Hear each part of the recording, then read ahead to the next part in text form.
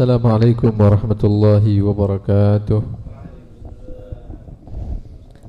Bismillah walhamdulillah wassalatu wassalamu ala rasulillah sayyidina maulana Muhammad bin Abdullah wa ala alihi wa sahbihi wa man wala wala hawla wala quwwata illa billah, amma ba'd. Alhamdulillah, syukur kehadirat Allah subhanahu wa ta'ala. Di malam yang mulia ini kita dikumpulkan di satu tempat yang dibacakan di dalamnya sirah atau perjalanan hidup Nabi besar Muhammad sallallahu alaihi wasallam, di satu majlis yang di dalamnya kita bersalawat dan salam kepada Nabi sallallahu alaihi wasallam. Mudah-mudahan berkat kumpulnya kita di malam hari ini, mudah-mudahan kita kelak dikumpulkan bersama Nabi sallallahu alaihi wasallam di surga Allah. Amin ya rabbal alamin. Hadirin hadirat rahimakumullah, diadakan pembacaan maulid baik di tempat ini ataupun di tempat-tempat yang lain itu sebagai bentuk usaha dari para ulama, para pendahulu-pendahulu kita, agar supaya kita ini kembali mempelajari daripada kehidupan Nabi SAW. Bisa kita bayangkan orang yang ada di zaman ini, kalau tidak diadakan acara-acara seperti ini, ya, dengan keadaan manusia yang seperti saat ini yang kita saksikan, maka mungkin dengan jalannya zaman ini tahun demi tahun, maka semakin lama umat Nabi SAW ini semakin buta dan tidak akan mengenal dengan Nabi Muhammad SAW. Karena itu termasuk usaha para ulama, para salaf, para pendahulu kita dengan mengadakan acara-acara seperti ini adalah usaha supaya kita kembali mengenal Nabi SAW. Terutama di bulan-bulan Maulid Rabiul Awal, mereka membuat acara-acara, tujuannya hanya satu, supaya kita kembali mengenal baginda Muhammad SAW.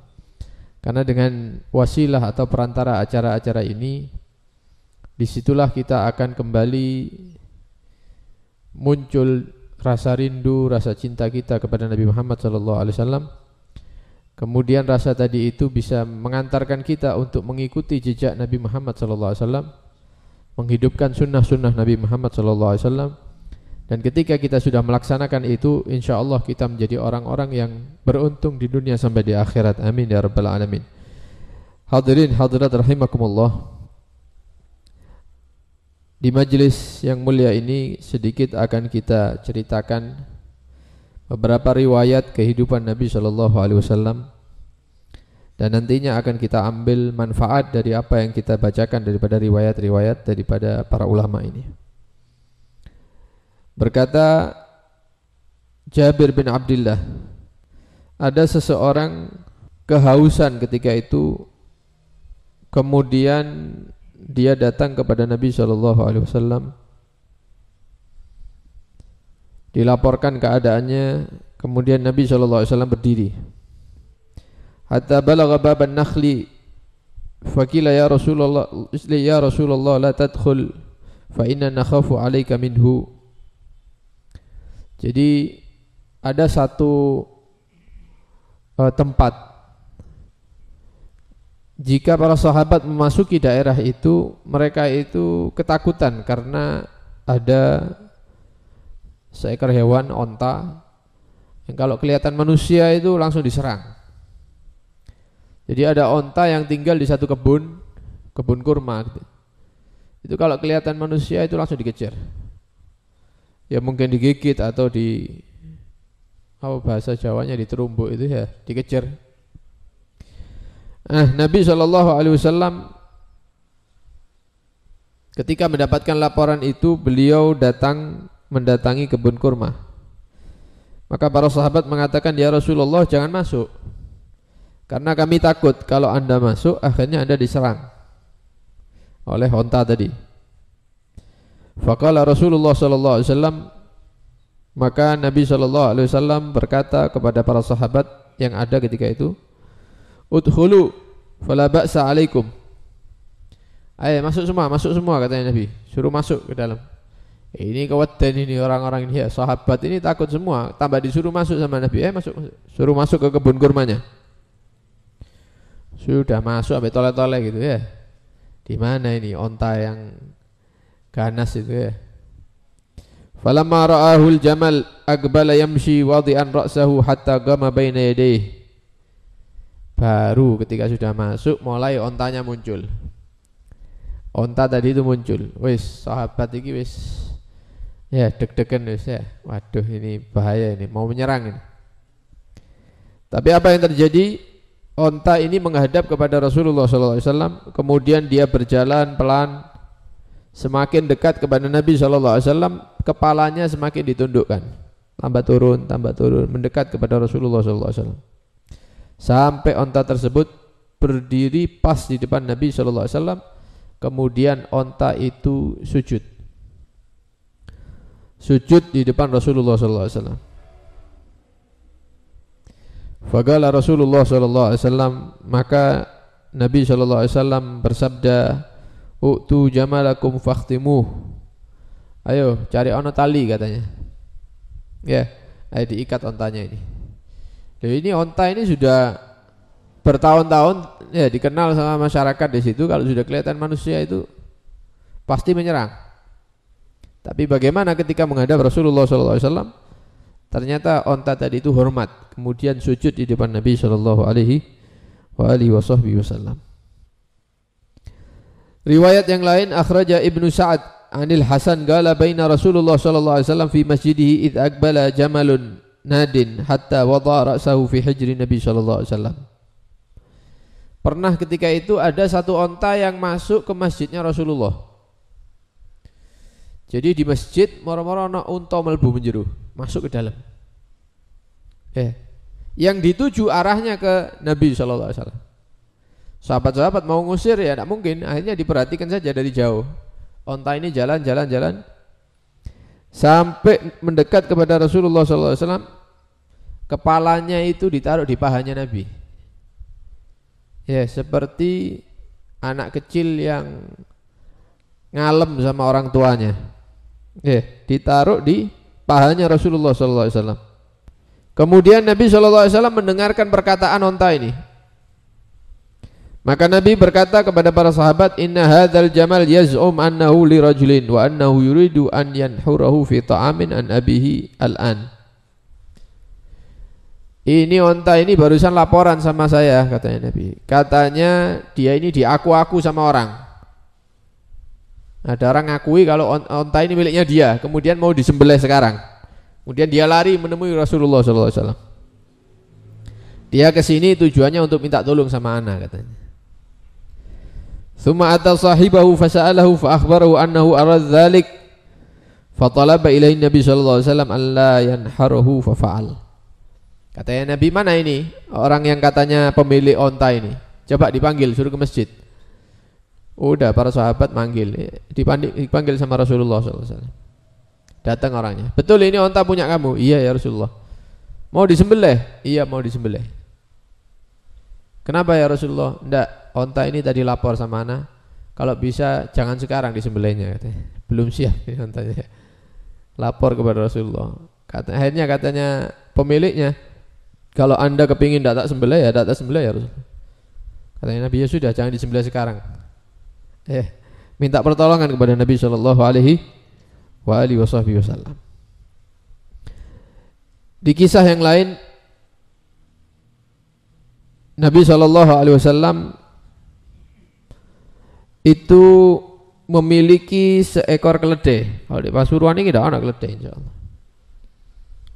Seekor keledai biasanya ditunggangi sama Nabi. Nah, ketika Nabi sallallahu alaihi wasallam wafat, meninggal dunia, ini keledai seperti keledai yang stres. Jadi kehilangan Nabi itu seperti manusia kehilangan keluarganya. Jalan ada di pasar-pasar di kota Madinah, tidak ada tujuan. Lurus tok, kenceng terus. Ketika ditinggal wafat oleh Nabi sallallahu alaihi wasallam. Sampai dia keledai ini tidak menyadari ada lubang di depannya, lubang sumur yang sudah tidak mengeluarkan air, lubang dalam. Masuk ke dalam sampai mati. karena tidak memperhatikan jalan. Kenapa? Kalau bahasa menungso itu sumpek ditinggal mati sama Nabi sallallahu alaihi wasallam. Jadi walaupun hewan itu ngerti kenal sama Rasulullah sallallahu alaihi wasallam, cinta kepada Nabi dan tidak mau berpisah daripada Nabi sallallahu alaihi wasallam. Ini masih dikategorikan makhluk hidup. Walaupun duduk menungso walaupun bukan manusia, itu memiliki pengetahuan terhadap Nabi sallallahu alaihi wasallam, kemudian cinta kepada Nabi sallallahu alaihi wasallam, kemudian tidak mau berpisah dengan Nabi sallallahu alaihi wasallam. Yang lebih aneh lagi, ya bukan makhluk hidup, benda mati itu tahu sama Nabi sallallahu alaihi wasallam. Benda mati itu cinta kepada Nabi sallallahu alaihi wasallam, dan benda mati itu tidak mau jauh-jauh dari Nabi sallallahu alaihi wasallam. Sehingga diriwayatkan dari akhraja ad-Darimi dari tariq Abdullah bin Buraidah an abihi, dari abahnya, dari ayahnya, qala kana Nabi sallallahu alaihi wasallam yakhutubu ila jiz'in. Nabi itu ketika awal-awal di masjid itu kalau mau khutbah, mau pidato, itu di sebelahnya Nabi itu ada bekas potongan pohon kurma. Jadi Nabi itu pegangan sama pohon tadi itu. Jadi ada pohon sudah dipotong, tapi masih ada sisanya, itu dibuat pegangan sama Nabi ketika khutbah. Fattakhadha lahu minbarun, maka ketika sahabat mulai tambah banyak, akhirnya ada satu sahabat yang mebelan ngerti masalah kayu-kayu gitu, digaekno mimbar Nabi itu. Ya dari kayu ana undak-undakane telu, 1 2 3. Jadi naik agak tinggi supaya para sahabat yang di belakang-belakang itu kelihatan dan dengar khutbahnya Nabi. Dibawa ke masjid, ya Rasulullah ini mimbar buat anda ketika khutbah supaya yang di belakang kelihatan. Pindah yang asalnya pegangan dengan potongan batang kurma tadi itu, pindah, geser, menaiki mimbar tadi itu, ana undak-undakannya, naik kemudian khutbah Nabi. Ketika Nabi meninggalkan potongan kurma tadi, batang kurma tadi itu, kemudian berkhutbah pidato di mimbar, fahanna kama tahinnun nagah, maka para sahabat mendengar suara tangisan seperti tangisan seekor onta yang mencari anaknya. Onta induknya mencari anak, kehilangan anak, nangis, suaranya persis seperti tangisannya onta yang kehilangan anak. Iku sak masjid krungu. Tolak-tolak kabeh ini ya orang-orang ini. Sopo nangis ini? Siapa yang nangis? Nabi khutbah nangis. Ada suara tapi tidak ada orangnya. Karena di majelis tidak ada yang nangis. Maka Nabi SAW turun dari mimbarnya. Kemudian mendekati potongan batang kurma tadi itu sambil meletakkan tangannya di atas potongan pohon kurma tadi. Sing nangis ini potongan pohon kurma tadi, benda mati loh ini. Hanya jauh dari Nabi ukuran meter aja, ndak ado-ado ini, ukuran beberapa meter aja ditinggal nangis. Sampai didatangi, sampai didiamkan sama Nabi sallallahu alaihi wasallam. Bahkan sebagian riwayat mengatakan bukan dipegang saja, dipeluk sama Nabi pohon tadi itu. Kemudian seperti Nabi itu berbicara dengan benda mati tersebut. Kemudian mengatakan kepada para sahabat, sesungguhnya potongan pohon kurma ini menangis karena berpisah denganku, katanya Nabi. Maka aku diberitahukan oleh Allah Subhanahu wa taala untuk memberikan dua pilihan kepada potongan pohon tadi itu. Pilihan yang pertama, aku kembalikan dia sebagaimana dahulu kala, artinya ditanam lagi sampai bisa tumbuh lagi seperti dahulu. Atau aku biarkan seperti ini, tapi nanti akan ditanam di surga Allah Subhanahu wa taala dan akan tumbuh berbuah, dan yang akan memakan buahnya adalah orang-orang soleh yang masuk ke dalam surga Allah Subhanahu wa taala. Maka pohon ini menyatakan, aku memilih untuk ditanam di surga. Maka ketika sudah diberi pilihan seperti itu, pohonnya itu diam, tidak mengeluarkan suara lagi. Para ulama mengatakan seandainya kalau Nabi tidak turun dari mimbar tersebut memeluk potongan pohon kurma tadi yang merengek tadi itu, maka itu akan mengeluarkan suara sampai hari kiamat. Untung sama Nabi didiamkan dan diberi pilihan tadi. Nah, dari kisah-kisah ini, dari riwayat-riwayat ini, baik itu makhluk hidup seperti onta, seperti keledai, itu sebenarnya lebih bernilai manusia sebenarnya. Karena manusia yang mulia, makhluk yang mulia itu adalah keturunan Nabi Allah Adam. Manusia ini yang mulia ketimbang hewan-hewan yang lain, makhluk hidup yang lain. Sehingga Allah mengatakan walaqad karramna bani Adam. Kami ini telah memuliakan keturunan anak Adam. Ya dengan akal ini, ya tidak sama dengan hewan. Tapi nyatanya kadang-kadang manusia yang memiliki akal itu kalah sama hewan, kalah sama onta, kalah sama keledai. Onta itu tahu kedudukannya Nabi SAW. Walaupun dia dikenal ganggu orang, ketika sudah memandang wajah Nabi, dia langsung tunduk, dia langsung sujud di depan Nabi, patuh di depan Nabi SAW.